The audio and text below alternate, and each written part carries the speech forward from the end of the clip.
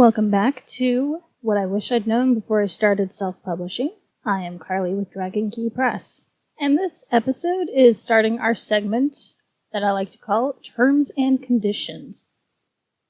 Now, before we get too crazy sauce, I just want to mention this is not me trying to strong-arm any of you into thinking you have to shell out some amount of money for the privilege of my expertise. When I say terms and conditions, I'm actually talking about things you need to know about self-publishing before you get too far into the whole process. Because there are things you will come across at some point in time, and you might as well have a basic idea of what these terms mean. Alright, here's some formatting terms that you will find quite useful, I'm sure. First one is bleed. Bleed is the term used to describe an image that bleeds or runs off the page. An example would be like in a children's book where the image, be it just solid color or actual image, extends beyond the physical page, leaving no gaps at the edges. Bleed is most often found with picture books or other books that use any type of image or lines or whatever that kind of go off the page. Again, it means an image or an element that extends past the printable area. So if you see something asking for a bleed, that means it's just kind of a little safety area where your image or whatever extends off the page so that when the printer cuts the page, it doesn't cut into the actual image you want, but still keeps it there so that it goes all the way to the edge. If it's not clear as mud, I will try to explain more later. Just let me know in the comments if I need to. Okay, the next item is front matter. The front matter refers to the elements at the front of the book before the manuscript takes over. This area can include the title page, a half title page, a frontispiece, also known as a verso. It usually contains either nothing or a list of previously published works by the author. It's usually on the other side of the title page. Then you also have the copyright page, a dedication page, an epigraph page, a table of contents, a foreword, a preface, any acknowledgments, dedications, and or possibly an introduction. Not all of these are necessary, depending on what type of book you are doing, the genre, etc. Some do, some don't. Kids' books only have one or two of the items. Some of the others have all of them. It just kind of depends. Alright, the next part of the formatting bit is the body or primary text, which is the area of the book where your manuscript lives, with all its chapters, illustrations, story, pertinent stuff, etc. This may also include an afterword or a prologue. Basically think of it as the meat of everything. And finally, the back half of your sandwich, the back matter. The back matter is everything that comes after the main story or body of your work.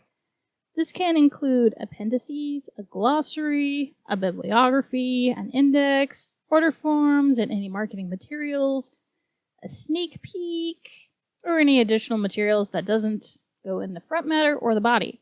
This should also include an about page for the author and or illustrator. And a nonfiction book might add a how-to section. Some books also add a gallery of images or a glossary, but anything that may or may not be pertinent to the story that's not part of the story and not part of the front matter is going in the back matter. Okay, when you are going for formatting your pages, you're going to deal with headers and footers. Page headers and footers usually contain such information as book title and author name, especially in a work of fiction. They are not used in picture books. When used in nonfiction, chances are good they will also split to show section headings, or chapter headings, or something similar. But some fiction books do the same. Page numbers are usually included, either in the header or the footer, depending on the format and type of book being published. Alright, the next thing you will have to deal with if you are doing your own formatting is typeface, or more commonly referred to as fonts. And it makes a difference on how the book is received. For example, certain types of genres do not use happy-looking fonts. You don't want a happy-looking font if you're writing a horror. If you're writing kids' books, you want something easily read. So there's going to be different types of fonts depending on the type of book, the genre, and so forth. Titles of sections or chapters, and title pages, and your front cover title can be more ornate, but it's best to go simple for actual content. Okay, the next thing you're going to worry about is margins and gutters. And those are the areas where your text doesn't appear on page, giving space for your headers and footers, gutters, as well as room for the printers to cut your page without actually cutting into the text. That blank space on either side of pretty much all that pretty stuff on the inside. Without it, it would be a mess, promise. Just as a heads up, the gutters and margins for the right side will be mirror opposites for the left side. Otherwise, your text is going to get really close to the spine and or possibly be cut off by it. So keep that in mind. Different book sizes will have different requirements for margin settings, but the bottom is usually the biggest, with the top coming in second. The side margins will differ depending on if it's on an inside margin or an outside margin, meaning if it faces the middle of the book or towards the outside. The inside margin does tend to be larger because that's where they're going to cut and then seal your book together. And it basically bears the burden of any binding. So you want a little extra on the inside. If your manuscript is properly formatted, this should take care of itself as you import your writing or images or whatever. If not, well, better troubleshoot, but more on that later. The proof is the file or files a printer needs for pre-flight, aka making sure it will print as it should. This allows the printer to make sure there won't be any problems with printing, be it incorrect margins or other formatting prior to printing.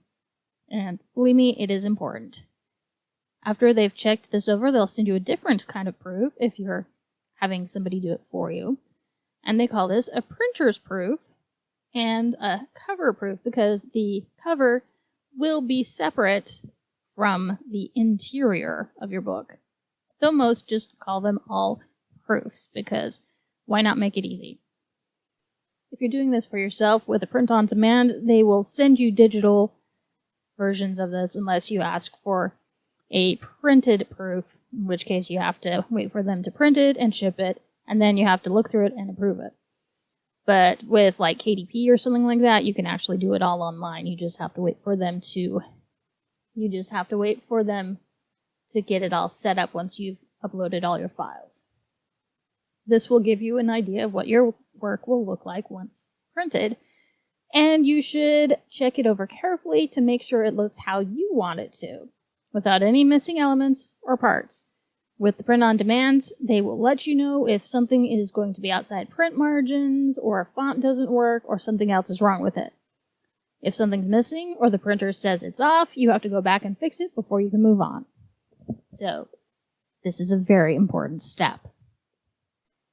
And now for more of the legal terms.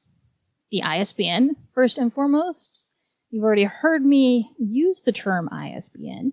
This stands for International Standard Book Number and is different from the little barcode you see on the back of the book. Though the barcode does indeed have your ISBN programmed into that code, which a computer can scan and say, hey, this book is blah, blah, blah, blah, blah. The number is assigned specifically to your book, the format, be it hardbound, paperback, ebook, etc., and to the publisher of record. But I will go into more detail in a future episode on that, because there's a lot of information. The same goes for copyright, patents, and trademarks. For the sake of brevity, copyright is the right to the material you've created, to distribute, share, copy, display, etc., without fear of others claiming ownership to your creation. It is automatically granted under the U.S. Constitution upon creation, so long as the work is original and shows some form of creativity. You do not have to publish your work to claim copyright, but it helps to have it registered in case someone plagiarizes or claims infringement on their copyright. Then you have it registered with the government and can say, look, I had it registered first, you got it back down. Okay, in case there is some confusion, patents and trademarks are not the same thing, nor are they the same thing as copyright. A trademark is a symbol, a word, or a set of specific words, or a design that represents a specific brand. It must be distinctive and unmistakable as something else. An example might include the characteristic logo of the Harry Potter books with its distinctive lettering, or that funny check mark for Nike. If it is vague, or a common word or idea for any given product without specific design or graphics, it isn't trademarkable, such as the term facial tissue. It has to be specific. It cannot be vague. Patents, on the other hand, are reserved for discoveries, such as machines, specific recipes and formulas, specific processes and or their improvements. An example is being able to patent the specific process or formula for making a specific medicine. In this case, the formula would be precise in its instructions, which is why generics are allowed, because the ones that are not generic have a very specific change or difference that makes them specific to the company. Or, for another example, the specific details of how a specific piece of machinery is made.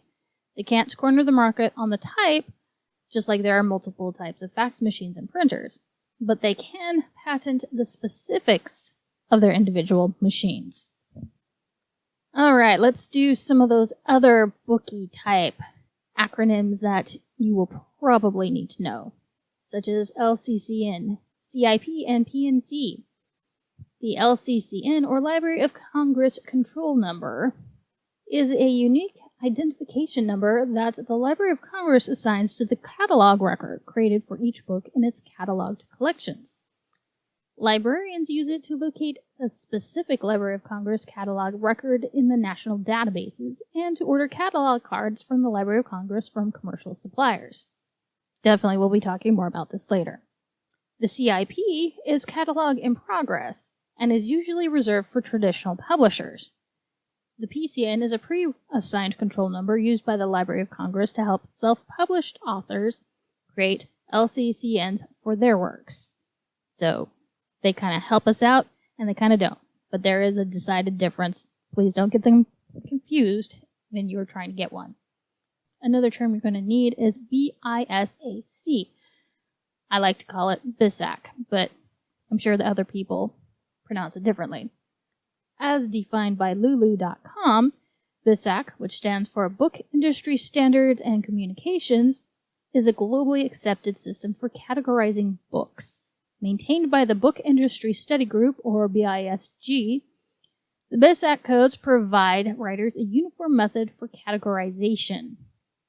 Since BISG updates BISAC annually, the code list keeps up with the changes in the publishing industry, meaning using BISAC to categorize your book ensures long-term relevance.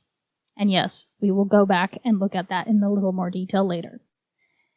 And last but not least, the conditional terms such as contract and taxes.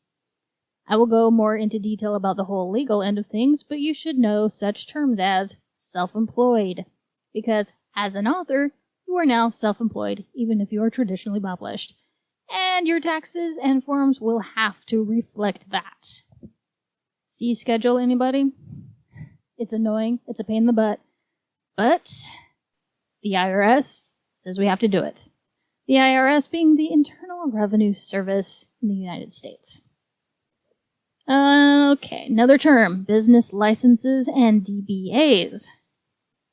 I'm not sure if they use these in different countries, but in the United States, they are a thing. Each area will have different requirements and potential state taxes, so you're going to want to look into what your area requires. DBAs are doing business as forms you register with your local, state, and sometimes national or federal government, depending on how big your business goes. And there are several different types of businesses you can register for with, say, the IRS. Since I live in the United States, that is the tax entity I will be referring to, and I will go into more detail about all that stuff later as well. If you hire out work, you will need to make sure you settle on a contract before having anyone do said work. Going back to copyright, you will also need to make sure rights are dictated in the contract. If you have someone illustrating for you, or even doing cover design, will they keep the rights, or will they sign them over to you? And if so, for how much? For how long? Are there limitations? The world of writing is full of contracts, so it's best to get used to the idea of coming in contact with at least one or two. Even when you upload to a print-on-demand site such as Amazon's KDP, there will still be some kind of contract where you assure them you are the sole copyright owner, or that you at least have permission to use said material before you can hit that print button, so keep that in mind. There are a lot more terms and whatnot that I'm sure will pop up throughout the whole podcast, and I will try to address them as they come up. But feel free to comment or message me about any terms you want to know more about that I don't cover as well, or if you want me to cover more. Please note, I will be going into more detail in some smaller segments about the following: LCCNs, BISAC, copyright, ISBN, and a few others. The rest will be covered as they come up in longer segments. I hope this has been informative for you and not too boring, because terms and all that stuff can get pretty boring. But if you want to keep learning, stay tuned for the next episode. We'll see you then.